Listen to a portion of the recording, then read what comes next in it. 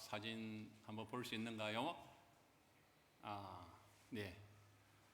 한 장 제가 몸 보여줘서 죄송하고 1913년에 우리 교회 오셔가지고 사진 나오네요. 저분 기억나는 분이 계신지 모르겠습니다. 벌써 한 9년 됐는데 2013년 11월 달에 우리 교회 오셔가지고 헌신 예배를 인도하실 때 간증해 주셨던 신호범이라는 장로님입니다. 미국 이름으로 폴신, 폴이란 말이 바울이란 말이거든요. 폴신이라는 이름을 가지고 있는데 이번에 관한 이야기를 잠시 소개하면서 말씀을 이어가길 원합니다. 이분이 올해 4월 달에 이번에 세상을 떠났거든요. 그리고 이분은 1935년도에 경기도 파주에서 태어나신 분입니다.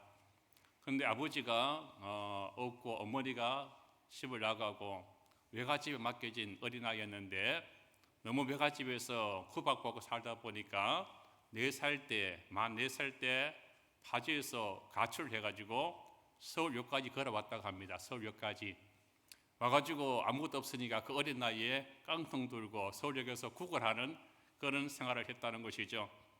그러다가 나중에 15살 때에 미군 부대에서 하우스보이로 일을 하다가 심부름 많은 아이로 일을 하다가 생활은 조금 나아졌지만 어머니에 대한 그리움과 또 외로움으로 말미암아 날마다 별을 보면서 눈물 흘리며 울었다는 이야기입니다. 그러다가 이 사람 18살 되었을 때에 미군 장교가 미국으로 돌아가면서 이 아이를 입양해서 가게 됩니다. 양자가 돼서 미국으로 간다는 것이죠. 어린 신호범은 18살 때 한국을 떠나면서 이렇게 다짐했다는 겁니다. 배가 고팠던 나라, 외로웠던 나라, 사랑받지 못했던 나라, 한국이 나를 버렸지만 이제 내가 한국을 버린다는 마음을 가지고 미국으로 갔다는 것이죠. 그럼 미국에 도착했지만 언어도 문화도 다른 미국 생활이 결코 쉽지가 않지 않습니까? 그런데도 불구하고 양아버지가 대학 공부를 시키려고 할 때에 학교를 갈 수 없지 않습니까? 한국에서 학교를 다녀본 적이 없으니까. 근데 하나님이 주신 지혜로 무려 하루에 3시간 이상 자지 않고 공부를 해가지고 1년 4개월 만에 모든 고등학교 과정을 금융고시를 마치고 대학을 들어가게 됩니다. 불가능했더니 그때부터 불가능했더니 일이 풀려간다는 것이죠. 워싱턴 주립대학에서 박사학위를 받고 나중에 미국 하와이 대학에서 교수를 지내게 됩니다. 그러다 미국 본토로 돌아가서 정계에 입문하게 되는데 워싱턴 주에서 하원 의원에 당선되어지고 그 이후에 상원 의원에 6번 내리 당선되면서 워싱턴 주에서 상원 부의장을 지내게 됩니다. 그때까지만 하더라도 동양인으로서 미국에서 주 정부의 부의장 된 것은 최초의 사람이라 말하게 된다는 것이죠. 그리고 미국 정계에 입문하면서 많은 쓰임 받으면서 일일이 제가 설명하지 못하지만 놀라운 일도 하게 됩니다. 그런다 이분이 한국과 미국과 여러 나라를 다니면서 살아계신 하나님을 증거하다가 우리 교회도 오셔서 간증한 일이 있었던 것을 기억나게 됩니다. 신호범 장로님이 이루 말할 수 없는 인종차별과 또한 어려움을 겪으면서 주께서 세워주시며 귀하게 쓰임받았던 것이 오늘 본문에 보면은 또 그런 사람이 한 사람 나오게 되게 됩니다. 신호범 장로님 미국에 입양되어 갔지만은 오늘 본문의 주인공 다니엘은 입양된 것이 아니라 포로로 끌려간 어린 소년이었습니다. 바빌론이라는 나라가 남유다를 공격할 때 처음으로 잡혀갔던 포로들 가운데 한 명으로서 그때 포로 갈 때 이 다니엘의 나이가 10대 중반의 어린 나이로 보게 됩니다. 그럼에도 불구하고 하나님께서 그를 귀하게 쓰심으로 말미암아 바빌론에서 총리가 되어지고 또 그 다음 나라 바사 제국에서 총리가 되는 등 귀하게 쓰임받던 하나님의 사람이라는 사실을 성경을 통해서 알 수가 있습니다. 오늘은 추수감사절입니다. 사랑하는 성도 여러분, 우리 모두가 추수감사절을 맞이해서 어떻게 해서 잡혀간 다니엘이 바벨론의 총리가 되어지고 또 바사의 총리가 된 하나님을 볼 때 우리 모두도 다니엘처럼 그런 삶을 살아감으로 말미암아 주님께 쓰임받고 주님께 복을 받는 하나님의 자녀가 되어지게 되기를 주 이름으로 간절히 소원합니다. 첫 번째 다니엘은요, 맡겨진 일에 정직하게 충성한 사람이라고 말합니다. 함께 오늘 보면 4절 말씀을 읽어보도록 하겠습니다. 이에 총리들과 고관들이 국사에 대하여 다니엘을 고발할 근거를 갖고자 하였으나 아무 근거 아무 허물을 찾지 못하였으니 이는 그가 충성되어 아무 그릇됨도 없고 아무 허물도 없음이었더라. 아멘. 다니엘이 포로로 잡혀갈 때는 10대 중반의 청소년이었고 그때 왕이 고레스 왕입니다. 고레스가 아니고 느부갓네살 왕입니다. 오늘 본문은요, 바빌론 시대가 아니라 바사 메데 바사 시대라는 것이죠. 오늘 본문의 말씀은 좀 그 전부터 살펴봐야 되는데, 이 다니엘이 포로 잡혀갈 때 그를 잡아간 나라가 바빌론이었고 그때 왕이 느부갓네살 왕인데, 그때 다니엘이 순전한 믿음을 가져무란 말이냐면 그걸 하나님 높여주셔가지고 바빌론 왕국에서 젊은 시절에 고위 관료가 되게 됩니다. 그런 다음에 그 왕이 죽은 다음에 벨사살 왕이 되어졌을 때에 또다시 그를 더 높이 올라가가지고 총리가 된다는 것이죠. 그러니까 바빌론이라는 나라가 망하고 새로운 나라 메데 바사가 세워지게 되었을 때에 그때 그 메데 바사 왕이 다리오 왕이고 오늘 본문에 나오는 왕이 바로 그 시대 이야기입니다. 그때에 다니엘이 이 메데 바사의 나라의 총리가 세 사람이고 그 밑에 120명의 고관들이 나라를 통치하는 그런 시기였는데, 그때 이 3절에 보면은 이 다리오 왕이 이 다니엘을 세 명의 총리 가운데 최고 수호로 세웠다고 말한다는 것이죠. 그러니까 다른 두 명의 총리하고 120명의 고위 지방의 관료들이 다니엘을 향하여 뭐를 하게 됩니까? 시기와 질투를 한다는 것이죠. 그래서 그들 모두가 의기투합해 어떻게 하면 우리가 다니엘을 끌어내리고 죽일 수 있을까라고 고민하다가 다니엘을 모함해서 죽이려고 아무리 그를 살펴봐도 흠이 있다 없다? 흠이 없다는 겁니다. 지금 다니엘이 메데 바사에서 처음으로 총리가 된 것은 아니란 말이에요. 그 전에 나라 바빌론에서부터 느부갓네살 왕 때부터 고위직에 올라가고 벨사살 왕 때 총리가 되어서 높은 자리에 있었지만은 지금 그의 나이가 70이 넘은 나이인데 50년 이상 공직이 있었지만은요, 그에게 어떤 허물도 없었다고 말한다는 겁니다. 쉬운 일입니까? 어려운 일입니까? 참 어려운 일 아닙니까, 여러분? 정적들이 그를 끌어내리려고 얼마나 조사했겠습니까?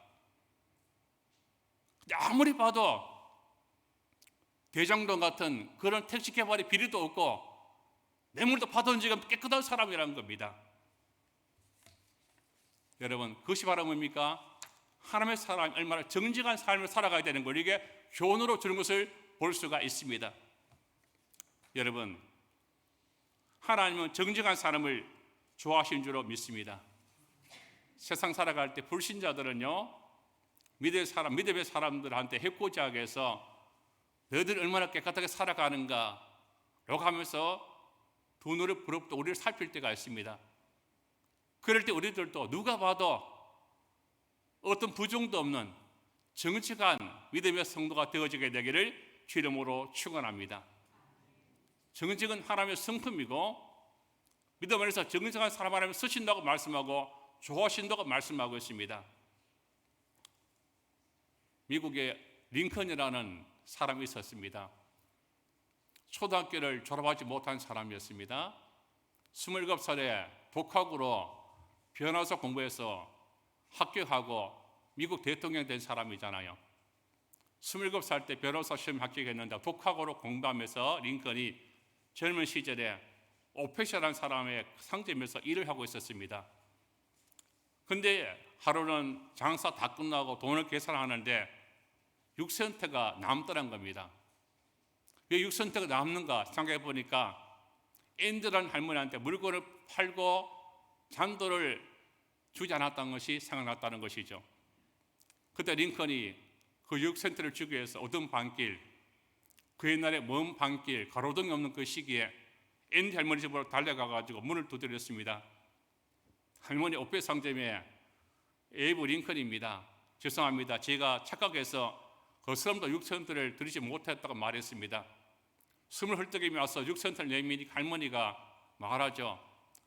6센트 때문에 밤에 먼 거리 왔느냐? 다음에 내가 가면은 그때 주면 되지 않느냐 물어보니까 이렇게 말했다는 것이죠. 아닙니다, 할머니. 오늘 잘못은 오늘 제가 고쳐야 됩니다. 라고 말했다는 것입니다. 그때 그 할머니가 이렇게 말했다는 것입니다. 정말 자네는 소문대로 정직한 사람이네. 자네는 반드시 나중에 하나님께서 크게 쓰실 사람이 될 것이라고 말하면서 칭찬하고 축복하고 격려해 줬다는 것이죠. 저는 하나님께서 정직하게 적에게 맡겨진 일에 충성하라 링컨의 모습을 보신 줄로 저는 알고 있습니다. 그리고 그를 미국 대통령으로 삼아주셨고 그를 통해서 미국의 노예를 해방시켜 놀라운 일들을 한 것이 바로 하나님의 사역이 아니시겠습니까? 하나님께서는 정직한 사람을 좋아하신 줄로 믿습니다. 정직한 사람에게 은혜와 복을 주신다는 사실을 기억하시기 바랍니다. 시편 112편 2절에 이런 말씀이 있습니다. 함께 말씀을 읽어봅니다. 그의 후손이 땅에서 강상하며 정직한 자들의 후손에게 복이 있으리로다. 아멘. 그렇습니다. 하나님은 정직한 사람을 좋아하신 줄로 믿습니다. 정직은 하나님께 영광 올리는 방법이 아니겠습니까? 부정이 판치고 거짓이 판치는 이 세상 속 믿음의 찬양 말씀 속에서 정직한 삶을 살아갈 때 그 모두가 하나님께 영광될 줄로 믿습니다. 더 나아가서 정직하게 충성할 때 우리에게 주께서 복을 주신다고 말씀하고 있습니다. 다니엘은 권력을 가진 자였습니다.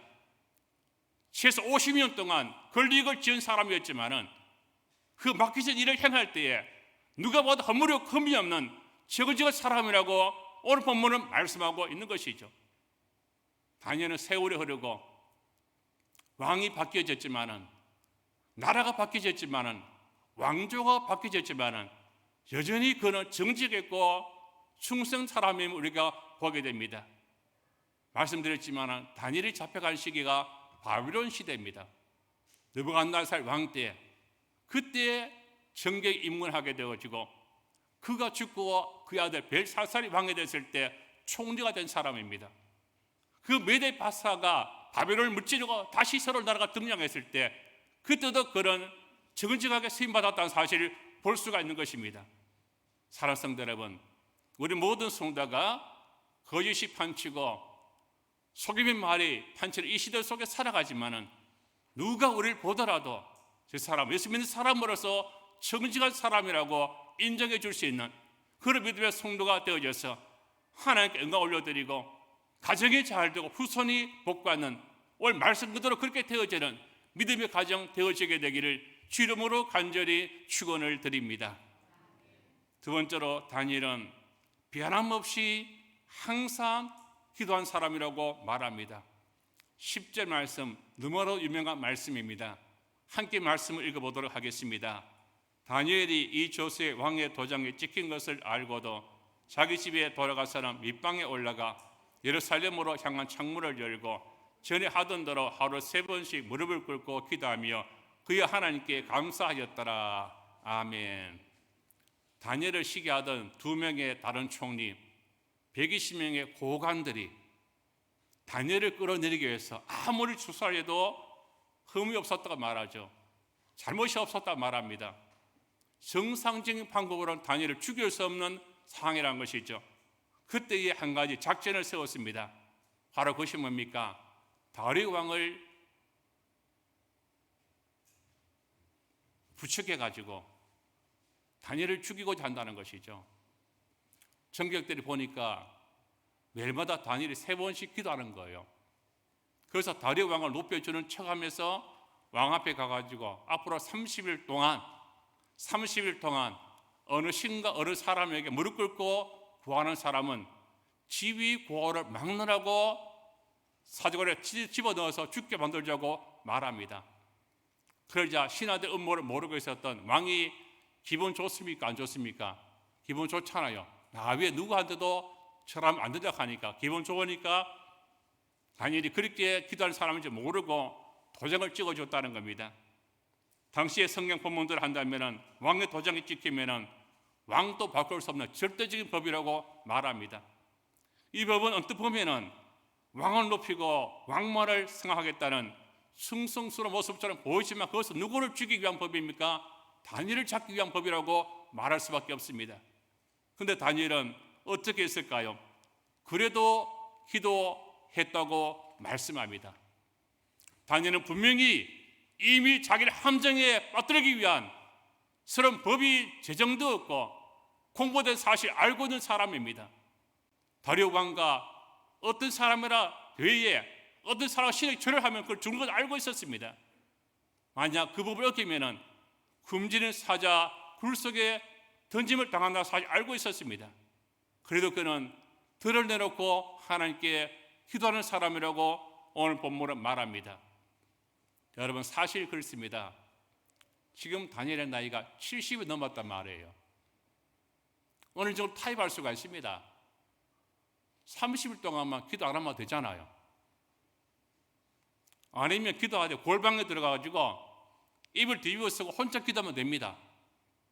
그것도 싫으면은요, 30일 동안만이라도 창문을 열지 않고 기도하면 되잖아요. CCTV도 없는데.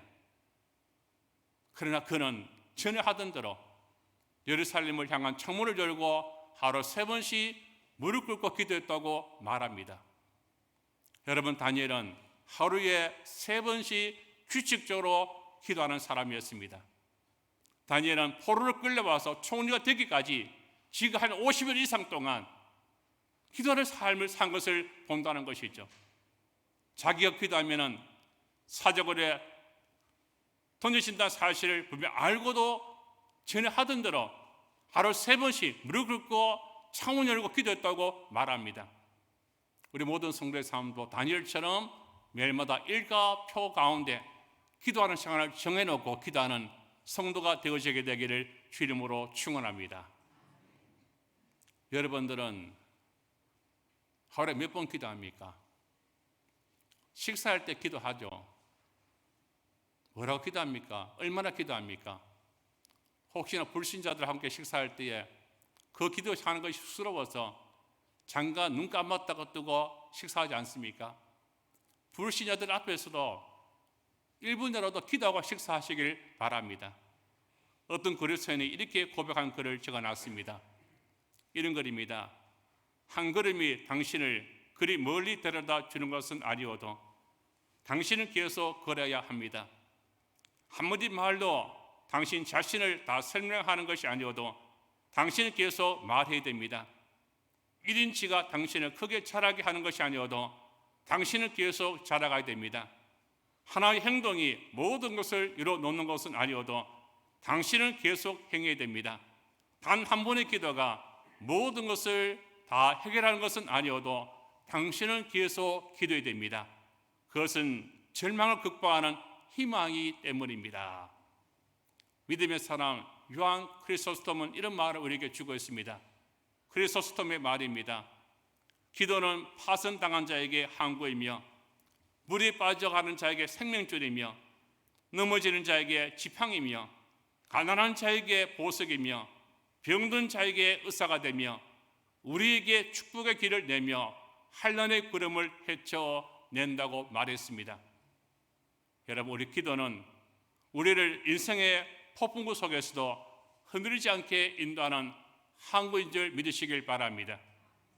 기도 우리를 안전하게 구하는 지팡이가 되는 줄 믿으시길 바랍니다. 기도는 우리의 육신을 건지는 의사여 축복의 문을 여는 열쇠가 될 줄 믿게 되길 주름으로 소망합니다.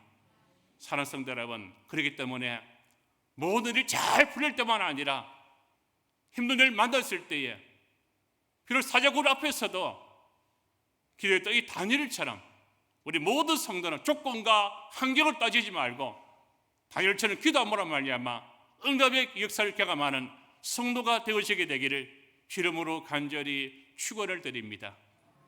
세 번째로 다니엘은 그럼에도 불구하고 감사한 사람이라고 말합니다. 제가 몇 번 말씀드렸지만 감사는 세 가지가 있다고 말합니다. 첫 번째는 만일의 감사, 이프의 감사라 말합니다. 이프 감사가 뭡니까? 내 아이가 좋은 대학 들어가면,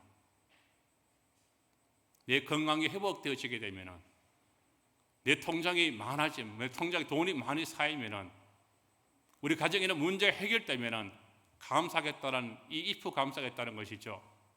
믿음의 사람 가운데 한 70%가 이프의 감사에 머물고 있다고 말합니다.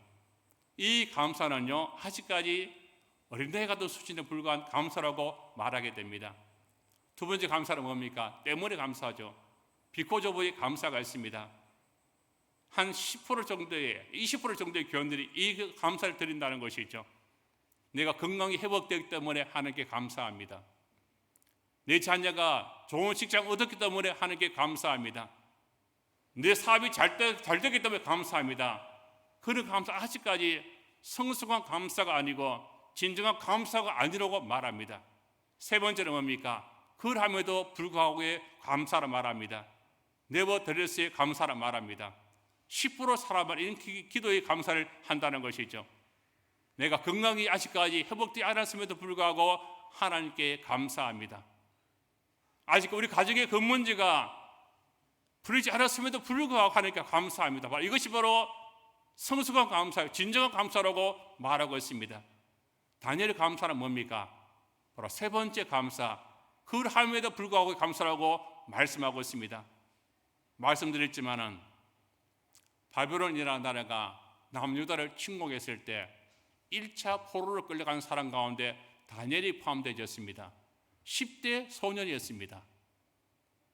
그때에 그 끌려가서도 그는요 순전한 믿음의 모습을 보일 때 그를 하나님께서 쓰셔서 왕국에서 고위직에 올라가게 합니다. 그리고 나중에 그 아들 벨사살 왕 때도 총리가 되어지게 됩니다. 그리고 오늘 본문의 배경되는 메데 파사 시대 그를 또 총리로 세임받는 것을 본다는 것이죠. 다니엘은 지금까지 신은 이 모든 것이 하나님 은혜임을 고백할 수 있기 때문에 그 사제골 앞에서도 그럼에도 불구하고 감사를 드리고 있는 것입니다. 그리고 과거에 지켜주신 하나님, 오늘 또 그리고 미래에도 인도해 주시를 믿고 감사를 드리고 있는 것입니다. 우리 모든 성도가 그런 감사의 능력을 경험하는 성도가 되어지게 되기를 주 이름으로 축원드립니다.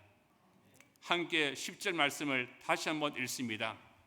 다니엘이 이 조스의 왕의 도장이 찍힌 것을 알고도 자기 집에 돌아가서는 윗방에 올라가 예루살렘으로 향한 창문을 열고 전에 하던 대로 하루 3번씩 무릎을 꿇고 기도하며 그의 하나님께 감사하였더라. 아멘. 그의 하나님께 뭐 했다고요? 감사하였더라. 다니엘이 어떤 상황 속에서 하나님께 감사했습니까? 평안할 때 감사했습니까? 물론 평안할 때도 감사했습니다. 아니면 어떤 감사 조건이 있어서 감사했습니까? 이 감사 조건 속에서 감사했어서 그런 중요한 것은 이 어려움의 공공 속에서는 감사한 것이 중요한 것이죠. 인간의 눈으로 바라보면 다니엘에게는요 감사 조건이 1도 없는 상황이라고 말할 수밖에 없습니다. 감사하기는커녕 염려하고 불평하고 원망하고 걱정하는 상황 속이 아닙니까? 기도하면은 사제골에 던짐을 당하는 상황입니다. 그럼에도 불구하고 다니엘은 하나님께 감사하였더라고 말합니다. 그의 감사는 기도 응답 받은 후에 하는 감사가 아니라 기도 응답 받기 전에 감사를 드린 것을 말합니다. 여러분, 우리들의 입술이, 우리의 심령이 다니엘처럼 그럼에도 불구하고 감사하는 입술과 심령이 되어지게 되기를 주 이름으로 축원드립니다. 제가 참 좋아하는 신학자 가운데 보네프라는 신학자가 있습니다. 목사님이 계십니다.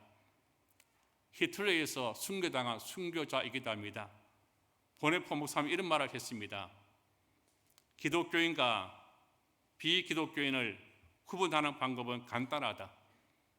불평과 원망을 일삼는 사람은 비기독교인이다.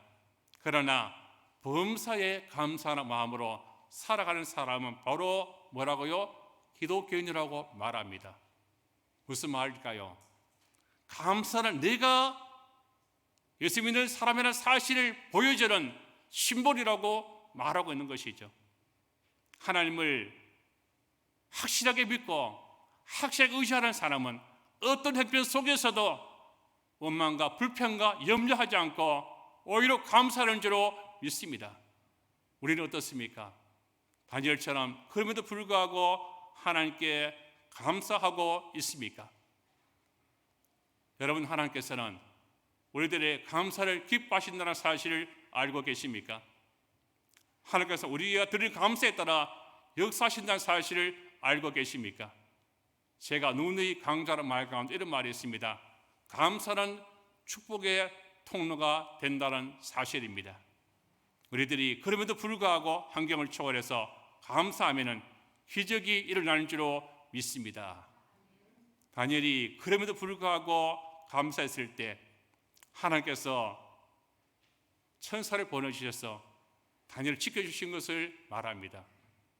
다니엘이 기도할 때에 정적들이 와가지고 붙잡아 가잖아요. 재판을 받습니다. 그리고 사자굴이 아니라 사자들 소개를 말합니다. 사자가 한 마리가 아니라 여러 마리란 것이죠. 재판받고 사자들이 있는 굴 속에 던짐을 당한 다음에 왕과 모든 고관이 보는 가운데 큰 돌로 사자굴을 막았습니다. 성경에 나오는 이야기죠. 그리고 거기다가 종에다가 왕의 도장을 찍고 귀족들 도장을 딱 찍은 다음에 그 굴을 막은 데다가 임봉을 해놨다는 것이죠. 누구도 그 굴을 열지 못하도록. 그런 다음에 1시간 지나서 그 굴을 연 것이 아니라 하룻밤이 지나가지고 그 다음날 사자굴을 열어보니까 다니엘이 죽었습니까? 살았습니까? 뼈까지 다 먹고 흔적 없는 모습이 아니라 하나님이 천사를 보내주셔서 사자 입을 막아주심으로 말이냐 그의 몸이 온전했다고 성경은 말합니다. 그러자 다리오 왕이 하나님을 찬양한 다음에 다니엘을 죽이려 했던 모든 정적들을 붙잡아가지고 그 굴 속에 넣고 사자의 밥이 되겠다고 성경 우리에게 말씀하고 있습니다. 다니엘은 하나님의 보호하심을 체험한 것입니다. 그 후에도 그는 계속해서 하나님의 역사하심을 체험했다고 우리에게 말씀하고 있습니다. 다니엘서 6장 28절 말씀을 한번 같이 읽어보겠습니다. 이 다니엘이 다리오 왕의 시대와 바사 사람 고레스 왕의 시대에 형통하였더라. 아멘. 오늘 본문에는 어느 왕 시대입니까? 다리오 왕 시대입니다. 메데 바사 시대에. 그리고 바사 사람 고레스 왕이 나오게 되죠. 이 고레스 왕에게 이 다리오 왕은 외삼촌입니다. 제가 책을 찾아보니 외삼촌이 다리오고 조카가 고레스 왕인데 이 고레스가 외삼촌의 딸과 결혼해가지고 메데 바사를 거대한 대제국 바사를 하나 통일해버리게 됩니다. 페르시아 대제국이죠. 그때의 바사사 고레스 왕 시대에도 다니엘이 뭐라 말합니까? 형통했다고 말한다는 것이죠. 여러분, 이와 같이 다니엘은 다리오 왕의 신앙 신임만 얻은 것이 아니라 세례 흘려가지고 왕조가 바뀌고 왕이 바뀌었지만은 그는 하나님 앞에서 형통했다고 말하고 있습니다. 이것이 바로 뭡니까? 감사의 능력인 줄 믿게 주름으로 소망합니다. 그는 감사의 것을 통해서 계속해서 형통의 삶을 산 우리에게 보여주고 있는 것이죠. 다니엘은 감사함으로 말미암아 그의 불행은 끝이 났습니다. 다니엘은 감사함으로 말미암아 그 형통이 계속된 것을 우리에게 보게 됩니다. 중요한 건 이것입니다. 바사의 왕 고레스 시대에 그때도 다니엘은 총리로 쓰임받았는데 그때 나이가 최소한 80은 넘었을 것입니다. 그때 무슨 일이 일어나게 됩니까? 고레스 왕이 이스라엘 민족들을 조국으로 토하게 해준다는 것이죠. 기원하게 됩니다. 또 고레스 왕은 왕의 명령을 내려서 예루살렘 성전을 다시 세워줬다고 말하고 있습니다. 다시 말하면 다니엘이 하나님께 늘 감사하는 삶을 살았더니 그만 계속해서 승승장구한 것이 아니라 그 나라가 회복되어지고 그 성전 회복된 것을 우리에게 보여주고 있는 것이 중요한 것입니다. 그래서 스폴저 목사님 이런 말을 했습니다. 스폴저 목사님의 말입니다. 불행할 때 감사하면 불행이 끝이 나고 형통할 때 감사하면 형통이 연장된다고 말합니다. 우리들 가운데 불행한 일을 겪는 분들이 계십니까? 고난 속에 계신 분들이 계십니까? 실패를 경험하는 분들이 계십니까? 감사함으로 말미암아 그 모든 불행이 끝날 줄로 믿습니다. 저희들 가운데 형통한 삶을 사는 분들이 계십니까? 자는거리가 많은 분들이 계십니까? 감사함으로 그 형통이 연장되어지게 되길 주님으로 축원합니다. 우리들도 살다 보면은 이런저런 역경과 시련을 만날 때가 있습니다. 믿음의 사람 다니엘에게도 시련이 있었는데 왜 우리에게 시련과 역경과 문제가 실패가 왜 없겠습니까? 그러나 비록 힘들고 어려워도 눈앞에 있는 역경만 바라보지 마시고, 문제만 바라보지 마시고, 실패를 바라보지 마시고 주 여호와 하나님을 바라볼 수 있는 성도가 되어지게 되기를 소망합니다. 건강이 문제 있는 분들이 계십니까? 그럼에도 불구하고 하나님의 은혜를 바라보며 감사하시길 바랍니다. 자녀의 문제를 말미암아 힘든 시기를 겪는 가정이 있습니까? 그 자유 때문에 원망과 불평이 나오려고 해도 그 불평과 원망을 내어놓지 말고 대신에 하나님께 감사한 삶으로 나아가시길 바랍니다. 사업이 힘든 분들이 계십니까?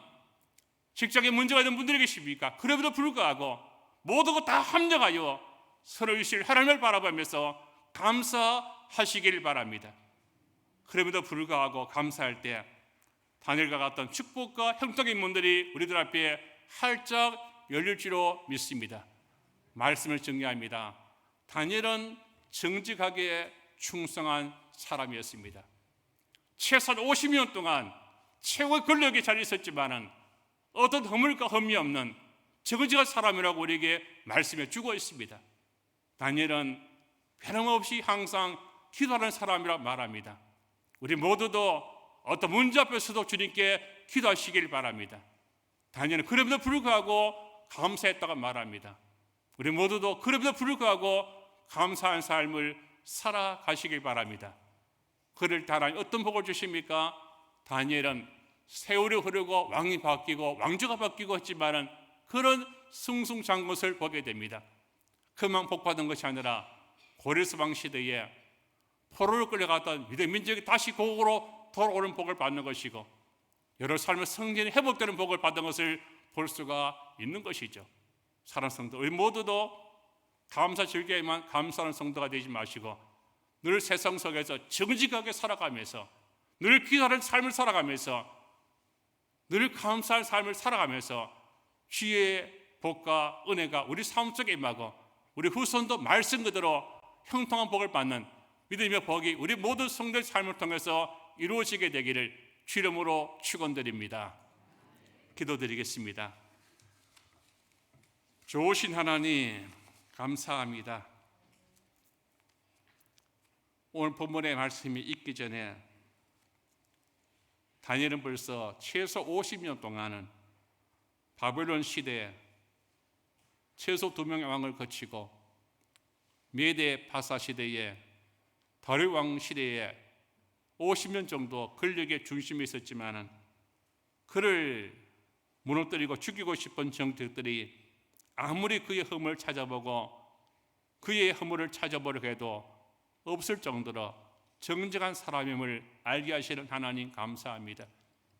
저희들 세상 속에 살아갈 때 불신자들 우리를 향하여 교회를 향하여 욕하고 비판하게 해서 우리 삶 속에서 뭔가 부정을 발견하고자 할 때도 우리 믿음의 성도도 믿음의 성도로서 늘 정직한 삶을 살아감으로 말미암아 어떤 허물과 흠도 없는 그런 믿음의 삶을 살아가는 정직한 성도가 먼저 되어줄 수 있도록 하나님 인도하여 주시옵소서. 사자굴에 던짐을 당하는 그 상 속에서도 기도했던 다니엘처럼 문제 앞에서 원망하고 두려워 떠는 것이 아니라 기도할 수 있도록 도와주시되 기도하되 때문에 만약 이런 감사로 머무르는 연약한 성도가 되지 마시고 그럼에도 불구하고 주님께 감사하는 성도가 되어져서 우리 가정과 내 자신도 주의 복과 보함을 받을 뿐 아니라 다니엘이 하나님께 잘 쓰임받음으로 말미암아 그 나라와 그 민족이 복을 받은 것처럼 바로 나라를 통해서 우리 교회를 통해서 성도의 가정과 이 나라 민족이 복을 받는 놀라운 역사를 주께서 허락하여 주시옵소서. 예수님 이름으로 기도 올려드립니다. 아멘.